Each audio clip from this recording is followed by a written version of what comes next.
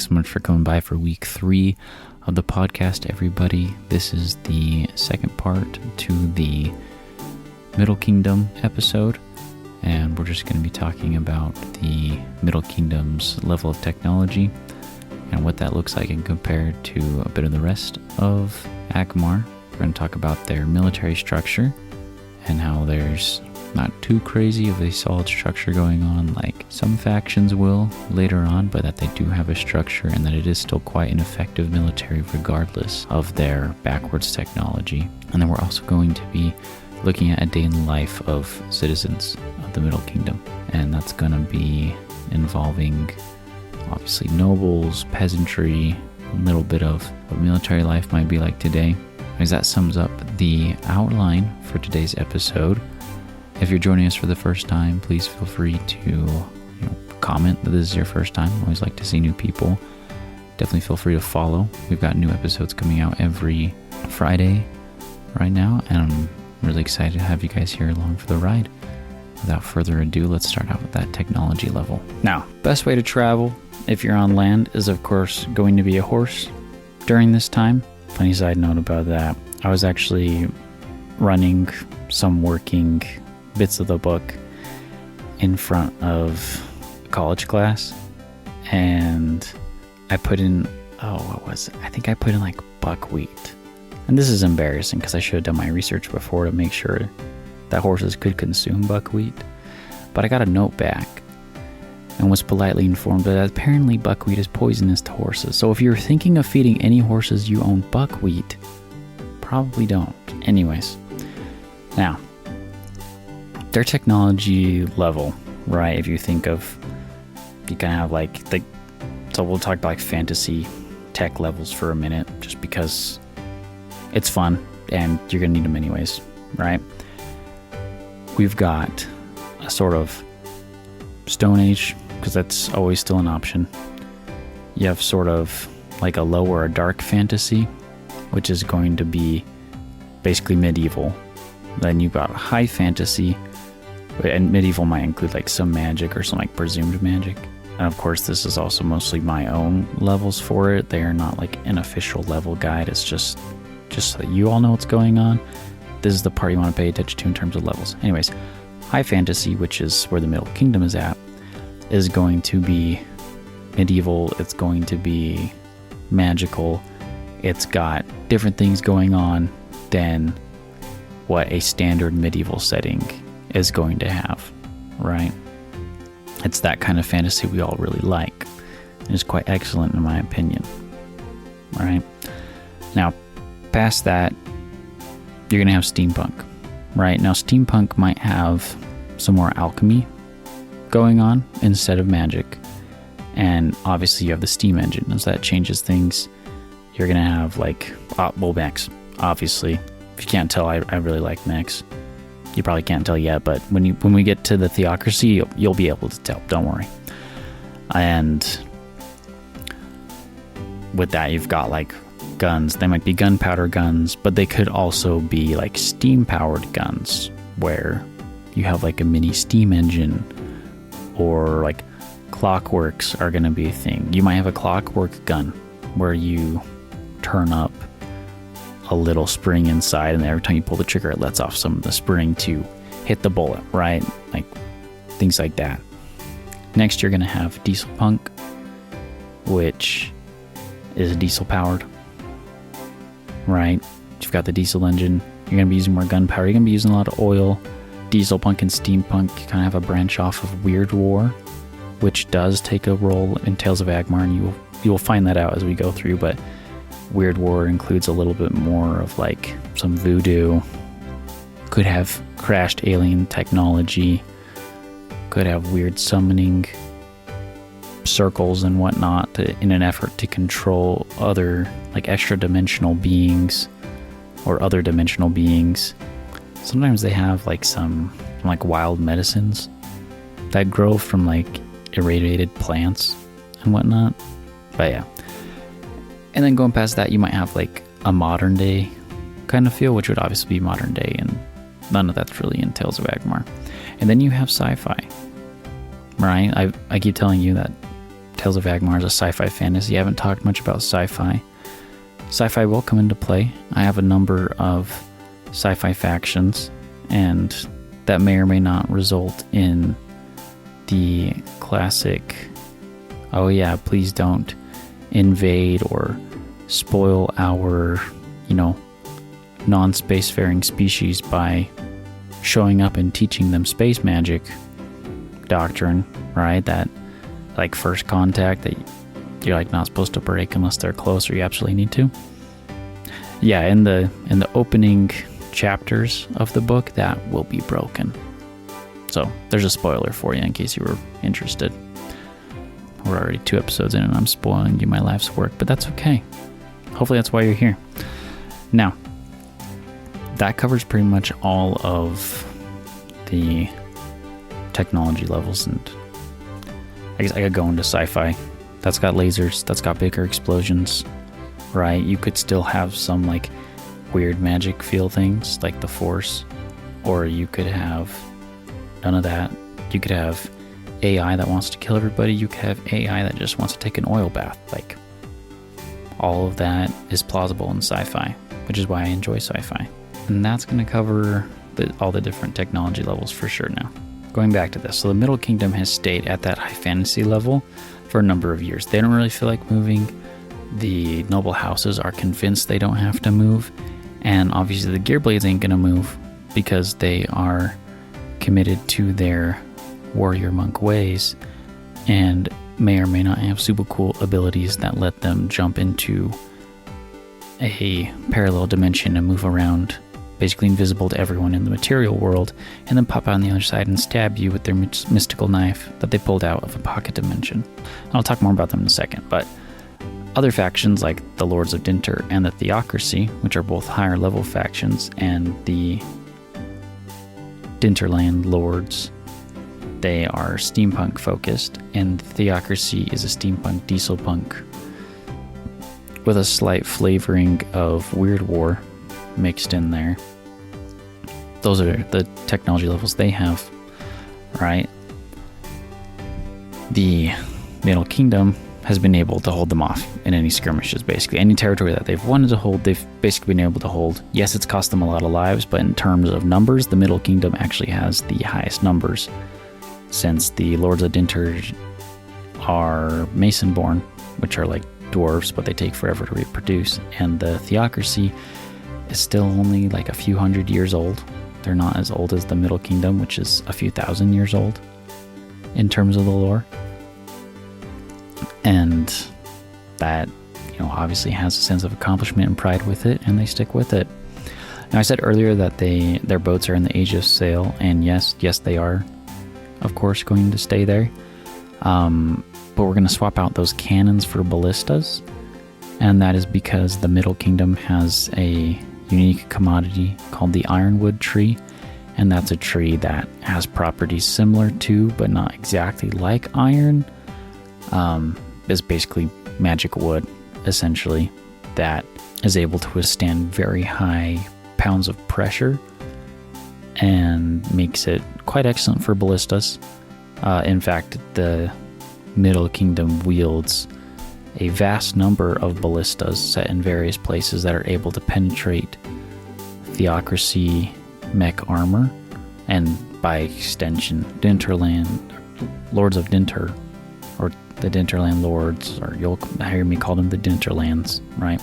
Basically the steampunk people's mechs, they are also able to penetrate with that. So that's not very hard for them to get stuff done when they have the ballistas in place, right? But you might not always be carrying ballistas with you, so there's a solution for that, but we'll talk about that in a second.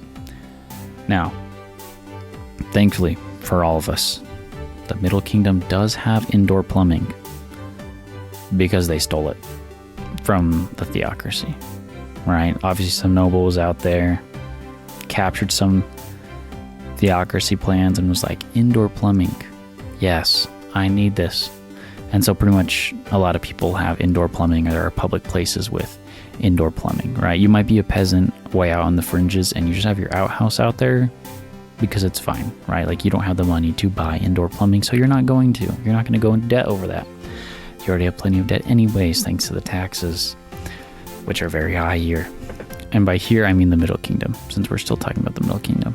Other than that, they've got bolt-action rifles as another thing that they took from Theocracy. And this is kind of an interesting thing. One of the short story behind this is a commander on the field, right? So probably someone from House Blackthorn saw these guns and was like, these are weapons of war. We need them. And took some back to the main continent and was like, we need to make these. So of course, begrudgingly, they were created, and gunpowder was manufactured more readily inside the Middle Kingdom so that they could power these bolt-action rifles. And how these rifles work, right, is like you're going to pull back the bolt. There's going to be a spot. You're going to put your cartridge in there. Yes, they're all handmade cartridges, basically, because they don't have any insane infrastructure, so there's a lot of peasants that are employed in daily producing cartridges by hand. And then you're going to load that and shoot, and then you got to load again, right? Knights still exist. There are still swords, there are still shields. They're still used quite often. One thing I forgot to mention about ironwood is it's like semi-bullet resistant and like semi-bulletproof, right? And that's just because of how hard it is. But like enough bullets could go through. Like they could break your shield if it's made of that, or if your barn door is made of that. Yeah, you might lose it if enough Theocracy rounds are fired into it. But they can withstand some beating. The ironwood trees can. Now, what does this do? This creates some very weird dynamic where you've got knights on horseback leading cavalry charges and lines of peasant infantry armed with bolt-action rifles and nothing else. So like you got this bolt-action rifle, right? This thing that looks kind of basically futuristic to them. But I've still got my infantry or men-at-arms wearing chainmail, or even not wearing chainmail. Many soldiers have started disregarding the chainmail and saying they don't need it because with the new ranged combat, there's not a lot of knife fights going on. So, plus chainmail ain't gonna block a chambered round very well once it's coming at you. Like, yeah, it's gonna pierce that. I mean, like you could run tests if you wanted to try to figure it out. I'm pretty sure someone has online, but for sake of simplicity, chainmail is not that useful. And while knights still wear armor and whatnot, it's become kind of disputed on whether or not they should, and whether they should keep even having knights with cavalry charges. In fact, many knights have left cavalry charges and have chosen options as being essentially squad leaders to groups of peasants on the battlefield. And that mainly ends up being House Blackthorn and our main ruling house, House Jalwyn. Of course, they're going to be missing electricity, use of natural gases, oil, and so if you want warmth, you're going to be building a fire regardless of where you are. Food is still going to be harvested a lot by hands, and that's thanks to the army of serfs under House Kermir. And lastly, right, there's magic. We've got magic. Certain individuals can use that magic, and they are called Dragon Blessed. And that's because the Middle Kingdom has this semi-religious, semi-not religious stance that there are dragons out there, and the dragons are trying to better their lives. Now that comes from the Gearblades. The Gearblades heavily worship the dragons. In fact, that's where they get their powers, is these beings that they call dragons. Spoiler, those are not the dragons you're thinking of, and I'm just going to leave it there. Now, this creates three main groups. You've got Gearblades, like I was talking about, those warrior monks with the mystical portals and the ability to step into a parallel dimension that enables like some short quick travel, has them pulling knives and swords out of thin air. It does come at a cost to them. Their link is to this spot called the Void. That's that parallel / pocket dimension And if they are in it for too long or try to connect to it for too long, they could get pulled in unless they have a memory to anchor them in the material world is how that works. And we're just going to stop there because, like I said, I'll explain them more later. Next, we got runesmiths. Okay. Runesmiths are interesting because they're a type of magical blacksmith, essentially, because they are putting runes onto weapons. This creates what I mentioned earlier, that there was another option to destroying mechs instead of ballistas. That's where the runesmiths come in. They create buster swords that are powered by runes that essentially make it so that an average person can go to insane athletic feats and slice off chunks of a mech with a buster sword. Why is that in there, you ask? Because I thought it would be cool if we had, average Jim cut up a mech, because why not? Now, enough said with that. Runesmiths also make some armor.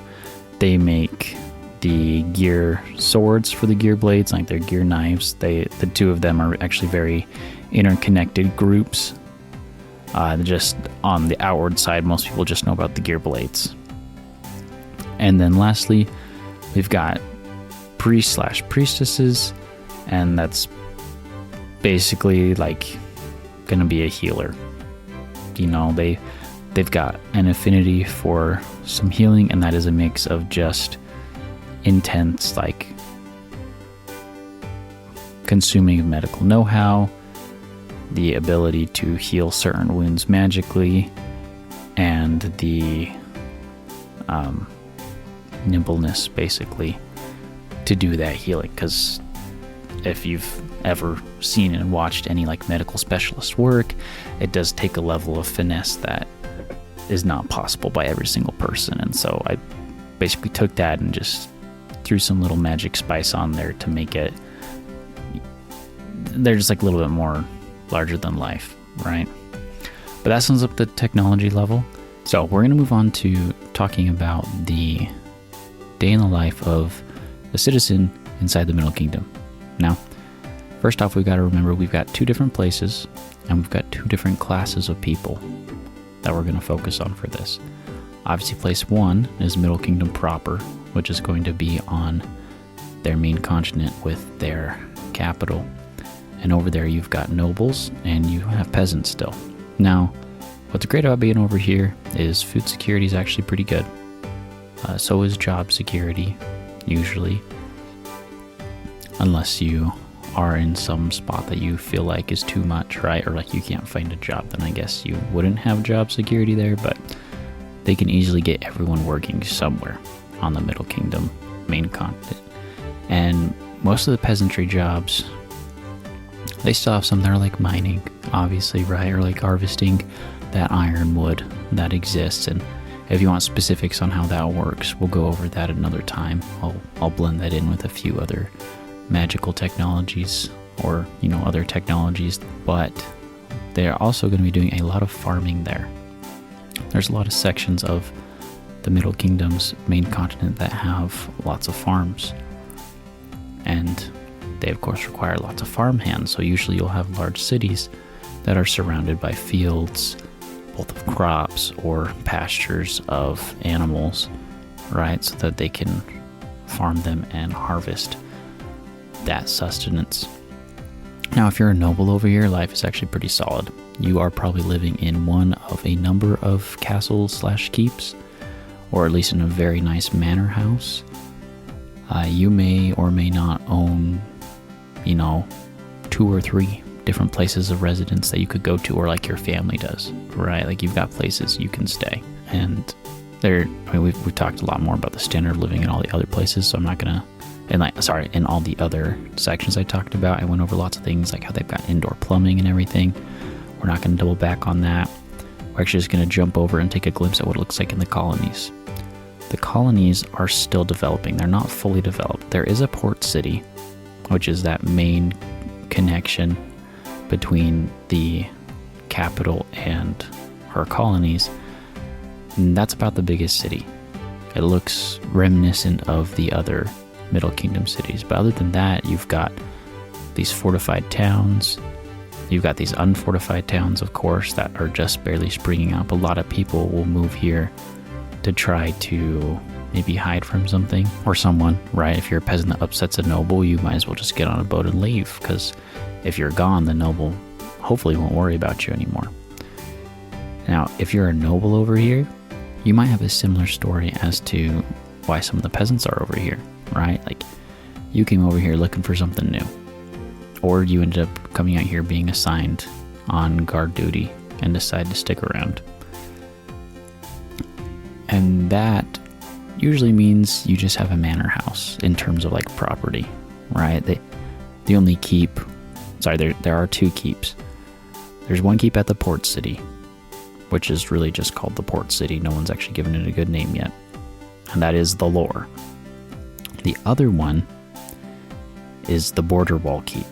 And that is more so of a military base anyways.